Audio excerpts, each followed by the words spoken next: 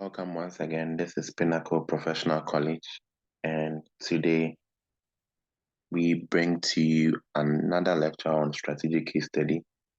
If you haven't subscribed to the channel, please do so. And if you have any questions, please drop them in the comment section. We've been talking about resources and competencies. In our previous video, we talked about resources and what exactly they are. Right?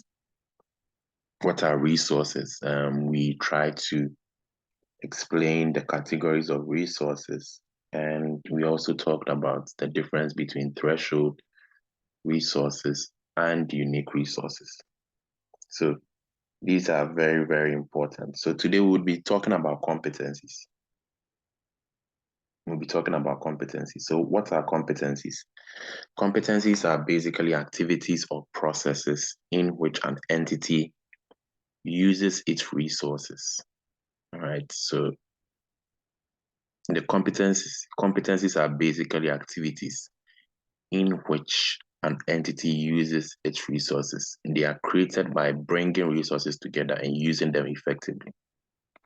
Right? So a resource becomes a competence when those resources are brought together and are used effectively. So think about it this way. Lionel Messi is a footballer. You know, that's his resource is his footballing. His resource is his, natural ability to play football, right? But when all those skills that he has are brought together, like his ability to take penalties, his ability to dribble, his ability to pass the ball very well, when all those resources are brought together and they are used effectively, the key word here is used effectively, then they become a competence. So competencies are used to provide products or services which offer value to customers. Offer value to customers. Very, very important. Very, very important. A competence can be defined as an ability to do something well. So a resource gives you the capacity to do something. A competence is doing something and doing it well, not just doing something. When we say somebody is competent at something, they do it very well. So a business entity must have competencies in key areas in order to compete effectively. So just as we had threshold resources and threshold and unique resources, here also we have threshold competencies and core competencies. So let's look at the distinction between these two terms, right? Let's look at the distinction between these two terms. So what are threshold competencies? Threshold competencies are basically activities, processes, and abilities that provide an entity with the capability to provide a product or service, right? They are basically activities that give the entity the capacity to provide a service, right? So very, very important. Then your core competencies are activities that give the entity the capacity to meet the critical success factor requirements of the product and achieve competitive advantage. So look at the key difference here. Please note the key difference here. The key difference here is that when you look at threshold competencies basically look into these are the activities that help the entity to provide a product or service that is sufficient to meet customer needs. These are the basic minimum activities that a product or service must have that are sufficient to meet the customer needs. Key terms here, we are looking at threshold, we are looking at core competencies, right? So threshold competencies, it gives the entity the capability to provide a product or service that are sufficient, just sufficient to meet the customer needs. But when you talk about core competencies, these are activities, processes, and abilities that give the entity a capability of meeting the critical success factor requirements of the product. So not just sufficient features, but critical features, right? So that's the difference. That's the difference here. So let me give an example so it's kind of clear, right? A threshold competence would be any activity the organization performs to.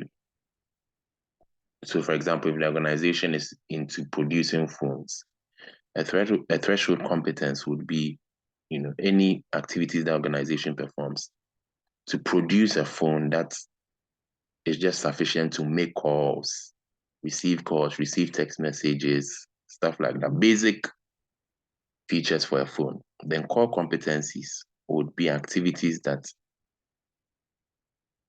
are critical or give the entity the capability to meet critical features or critical success factor requirements. So here we are looking at activities or processes or abilities that would help the organization develop a phone that has unique features, like maybe the camera lens is very, very excellent. The phone can track your car, unique features.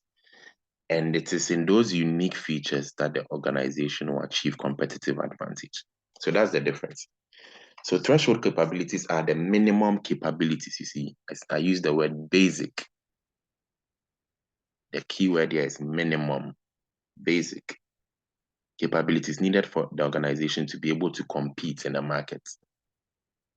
So for example, threshold competencies are competencies where the entity has the same level of competence as its competitors, and they are easy to imitate.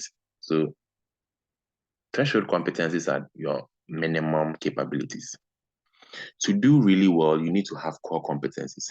To do really well, however, an entity needs to do more than merely meet thresholds. It needs capabilities for competitive advantage.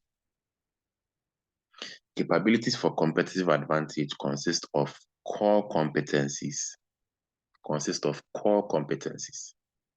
Very, very important.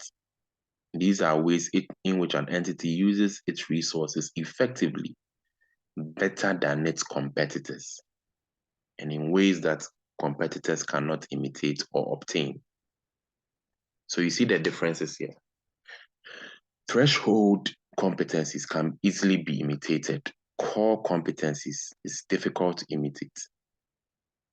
Just like we talked about threshold resources and unique resources, similar thinking when it comes to competencies. So there are two people who first suggested this concept of core competencies. And they basically defined it as activities and processes through which resources are deployed in such a way as to obtain competitive advantage in ways that others cannot imitate or obtain. So when you're thinking core competencies, you are thinking competitive advantage. Now let's look at sustainable core competencies. Sustainable core competencies. What are sustainable core competencies? Core competencies might last for a very short time, in which case they do not provide much competitive advantage. Right? So what are we discussing here? Sustainable core competencies, because sometimes core competencies can be temporal and do not last for a very long time. So if you really want to gain competitive advantage, you need what we call sustainable core competencies. And these are core competencies that can be sustained over a long period of time. It's over a long period of time. Very, very important. So for a core competency to be sustainable, it should be durable. and it should be difficult to imitate. These are two things that, please remember them. They should be durable and they should be difficult to imitate. Durable and difficult to imitate. That's sustainable core competence. So when we talk about durability, we are talking about how long the core competence will continue to exist. How long the core competence will continue to exist. Right? So if you think about it, right now, iPhone have some dominance in the market, right? So how long will this continue? That's durability.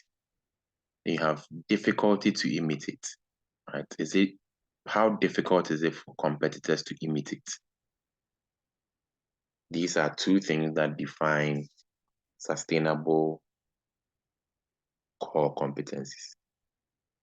So let's give some examples. I'm sure you might want some examples now. So let's talk through some examples and see practical examples of core competencies. So sustainable core competencies are basically, they come from unique resources and a unique ability to use those resources. It's core competencies, again, that give firms a competitive advantage. So here are a couple of examples. Number one is providing a good service to customers. Some entities have a particular competence in providing a good service that other entities find it difficult to imitate. So it could be as simple as how you provide your service to customers. Another example is embedded operational routines, right? Which some people call operating efficiency, right? So how the entity will use its processes and procedures to, produce outputs. The way they do it can be also a core competence. Management skills can also be a core competence. So there are several examples of core competencies. So now I'll entreat you to do this. You just pick any organization, any small business, and try and find out what are their threshold competencies and what are their core competencies.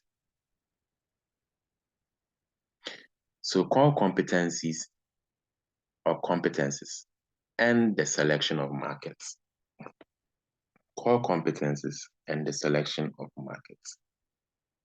Core competencies and the selection of markets. A core competence gives a business entity a competitive advantage in a particular market or industry, right? So that's what a core competence does. It gives a business entity a competitive advantage in a particular market or industry. A particular market or industry. We've already talked about it. So some strategists have taken the idea of core competence further. They argue that if an entity has a particular core competence, the same competence can be extended to other markets and other industries where they will be just as effective in creating competitive advantage. So what do we mean here? The whole idea of core competencies have been extended, right? They have been extended, and there's this idea that if an entity has been able to build a core competence in a particular market, they can extend it to other markets, right? So the entity should therefore look for opportunities to expand in other markets where it can utilize its core competencies.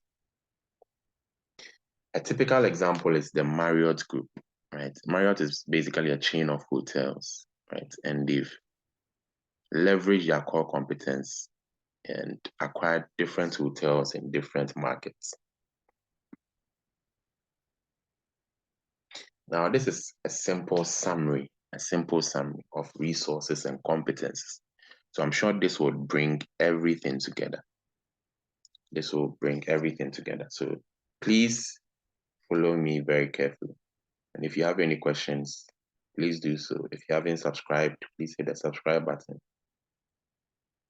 So let's look at the summary. So one of the things you need to know is that resources and competencies, they are very, very important to deliver customer value, right? So resources and competencies deliver value, but unique resources and core competencies deliver competitive advantage. Please know this difference. It's very, very crucial. So let me say it again. Resources and competencies deliver what? Value to the customer. Unique resources and core competencies deliver competitive advantage. Now let's talk about resources threshold. So these are the 4 parts, right? So threshold resources, threshold competencies, unique resources, unique resources, core competencies.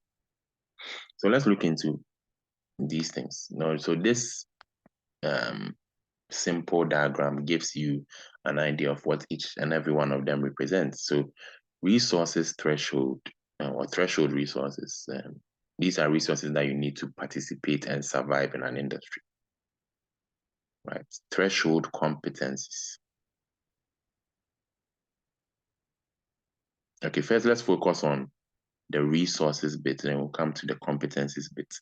So threshold resources, there are resources needed to participate in an industry, which we've already talked about.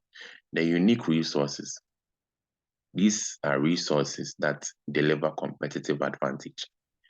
You move on to threshold competencies. These are abilities needed, or these are minimum abilities, minimum processes needed to meet minimum product or service requirements.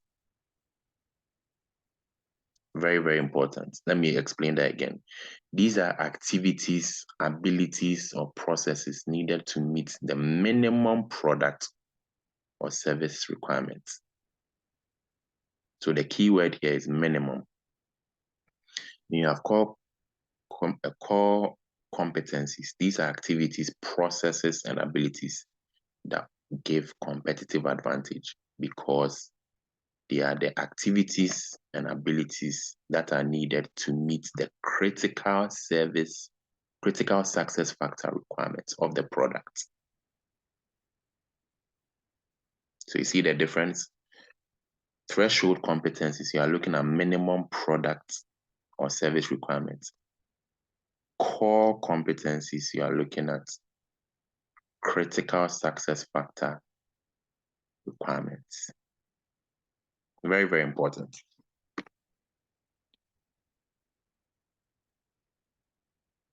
So it says here, threshold resources and competencies are necessary but are not sufficient for achieving strategic success. You know, threshold means minimum. These are the basic level. So they are necessary, but they are not sufficient for achieving strategic success. So please note that.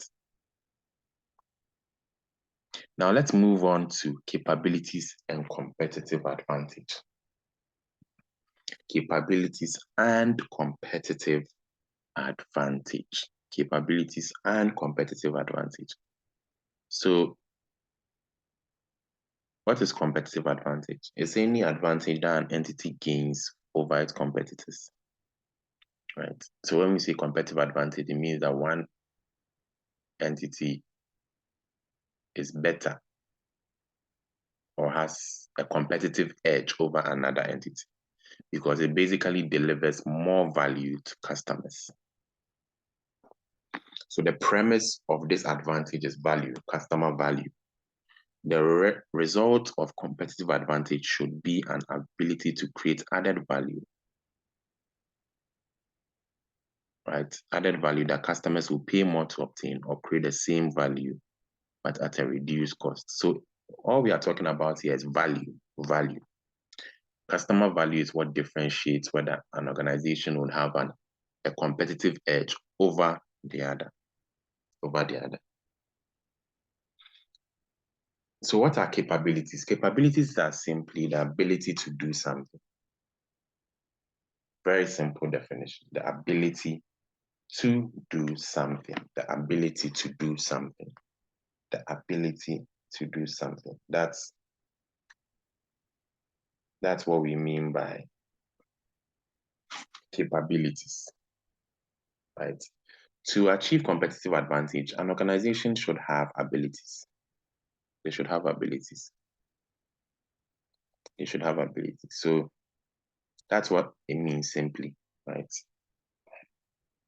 They should have abilities. So capabilities are the ability to do something. And these capabilities come from wisely coordinating resources and competencies to create competitive advantage. So we've talked about resources, we've talked about competencies, and now we are talking about capabilities. So capabilities are basically a combination of resources and competencies. That's what we mean. Capabilities are what? A combination, a complex combination of resources and entities. Resources and competencies, sorry. Resources and competencies. So every business, the goal of every business would be to have capabilities that are difficult to imitate. Right? So very, very important. Now let's talk about dynamic capabilities. Dynamic capabilities.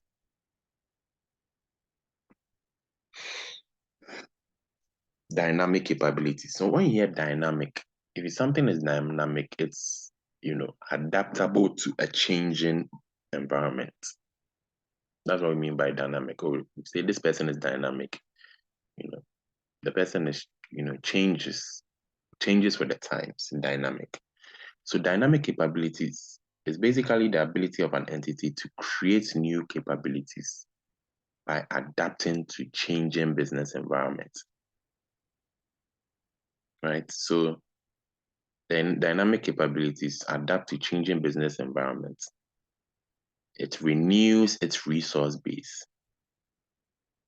And it also develops and improves core competencies. Remember, we said that capabilities is a combination of what? Resources and competencies. So if a capability is dynamic, number one, it will adapt to the changing environment. It will renew its resource base. So resources that have lost value would be replaced by new resources. And also it will improve its core competencies. So 3 things here. So some definitions of dynamic capabilities are as follows. Some definitions of dynamic capabilities are as follows. What are some definitions? What are some definitions of dynamic capabilities? It says here that dynamic capabilities are abilities to create, extend, and modify ways in which an entity operates and uses its resources, and its ability to develop its resource base in response to changes in the business environment. Very, very crucial. Very, very crucial. So please take note of this. Please take note of this. So another definition of dynamic capabilities are the abilities of an entity to adapt and innovate continually in the face of business and environmental change. So we've essentially talked about, these definitions. There's no need to memorize them, but understand what they mean, right? If you know that dynamic capabilities change or adapt to changes in the business environment, you know that they renew their resource base and improve core competencies. That should be it. That should be enough to explain the concept.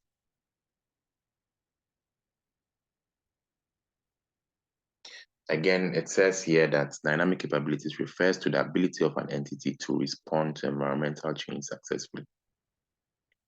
Right. Now let's talk about cost efficiency and strategic capability. cost efficiency, and strategic capability.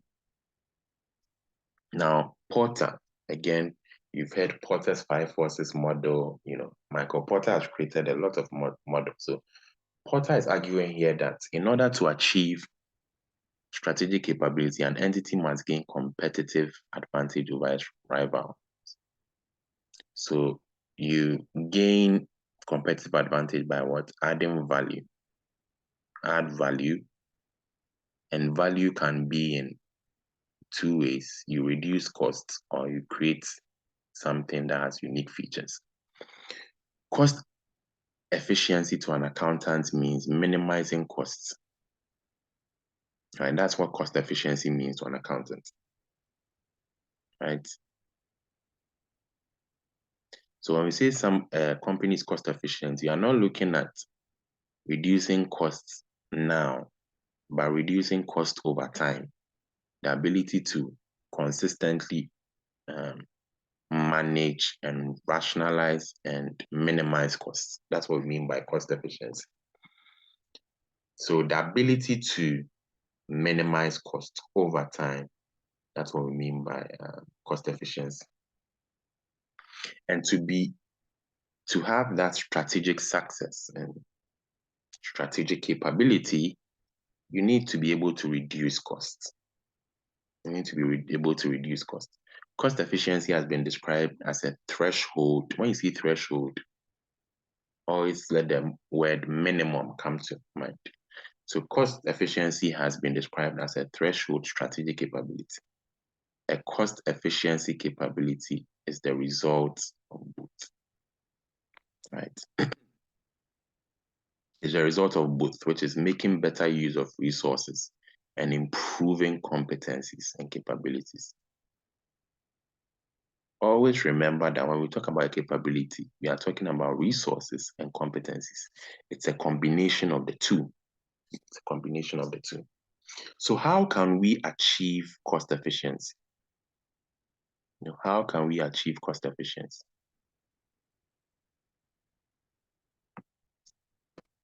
What are the ways of achieving cost efficiency? What are the ways of achieving cost efficiency? Very, very important. What are the ways of achieving cost efficiency? What are the ways of achieving cost efficiency? Number one is economies of scale. Economies of scale. So this is one way to achieve cost efficiency.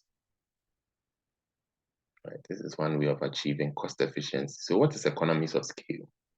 I'm sure you've heard this term over and over and over again, but what is it? What exactly is it? What exactly is it? So economies of scale is basically reduction in costs, right? So here, the average cost of production is reduced by producing a large quantity of outputs, right? So this is a little bit of economics. So when you produce at a higher volume of output, your average cost of production would reduce. In simplified terms, operating at a higher value of output, higher volume of output enables a firm to spread its fixed costs over a large volume of output units. So what we are saying here is very simple.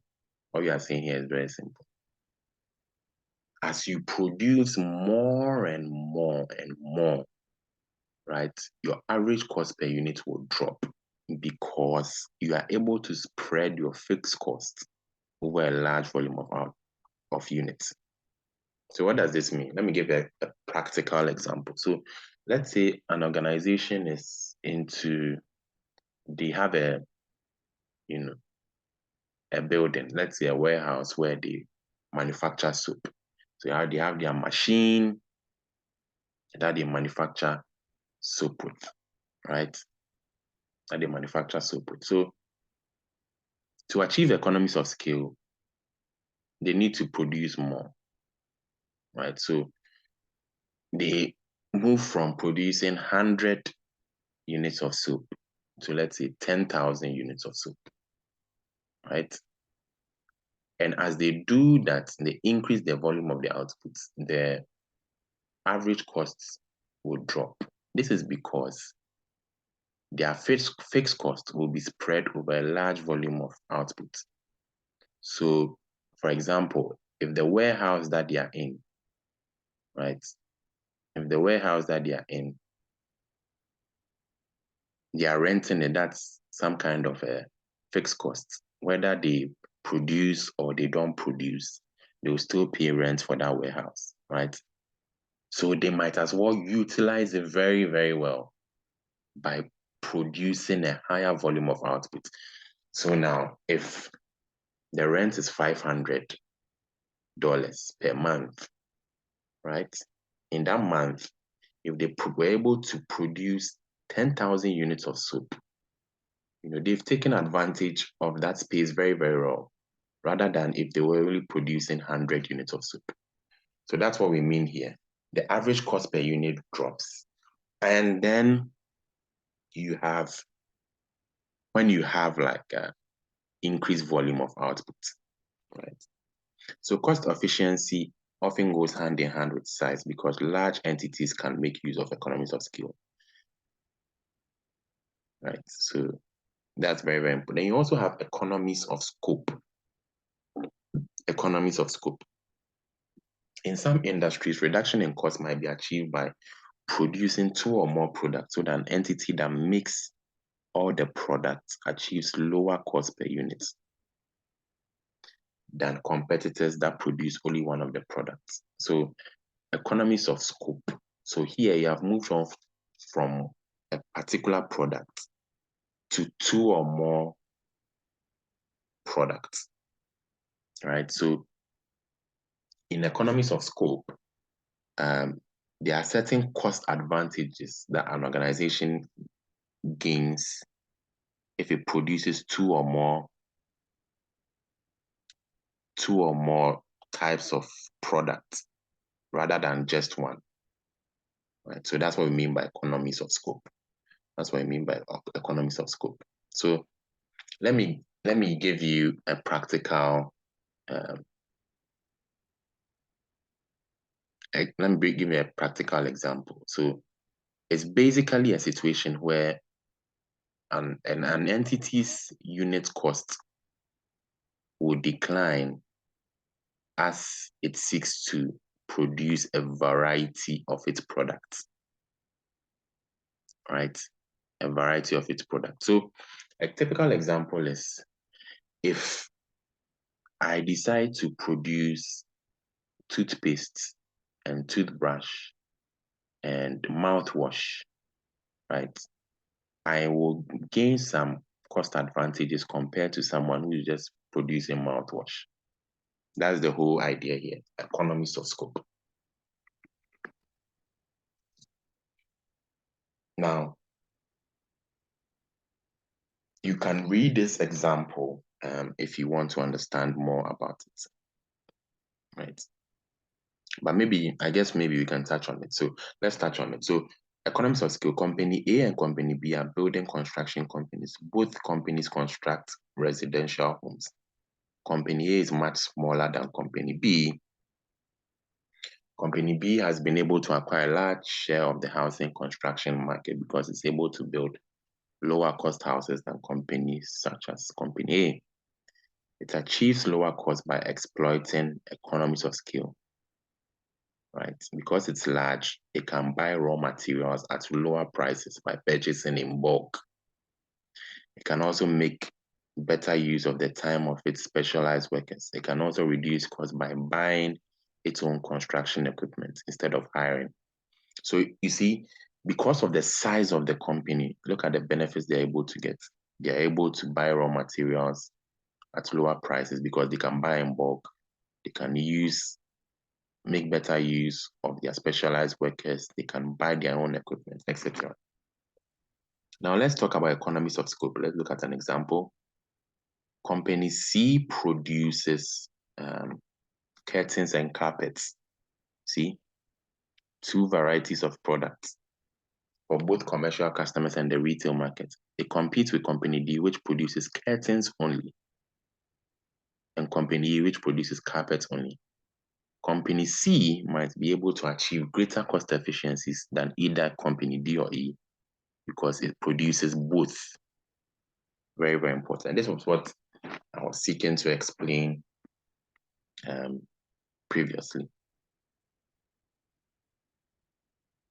So cost efficiency can give organizations, some kind of strategic edge. Now let's look at corporate knowledge and strategic capability. Corporate knowledge is simply the know-how, organizational knowledge. It is an organizational knowledge is developed through interactions between people, between systems, between technologies, etc.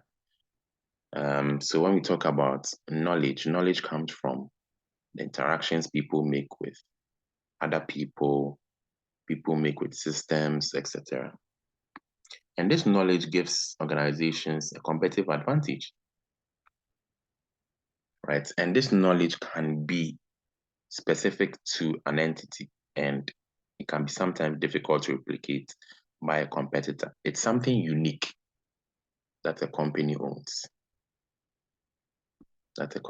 Very, very important. Very, very important. A capability in knowledge management comes from a combination of resources and competencies. Again, we said that capabilities are a combination of resources and competencies. Right, so it's giving examples, the experience in an industrial market and acquiring knowledge through experience. The knowledge that employees have or acquire, right? So these are capabilities in knowledge management.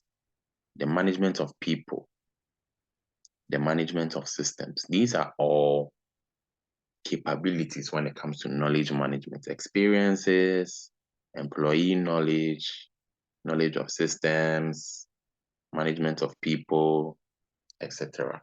Very, very important. So this is where we would bring today's lecture to an end. If you haven't subscribed to this channel, please do so. In our next lecture, we'll be talking about analyzing strengths and weaknesses. So don't miss out on that. Thank you and have a good day. Bye-bye.